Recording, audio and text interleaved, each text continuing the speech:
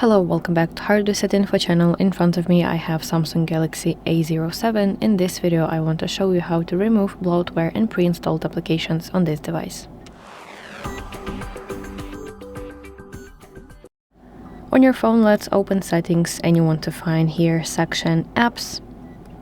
Now from the list of options of applications, you want to tap on the application that you want to remove, and at the bottom you will see two options: uninstall and force stop.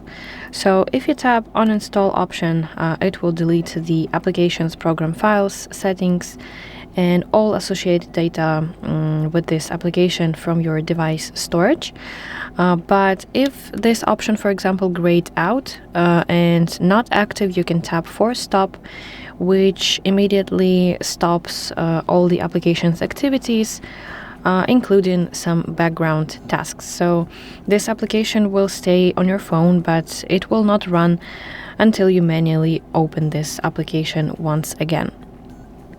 So just for reference, let me open, for example, camera, and here I cannot see option disable, only force stop is available.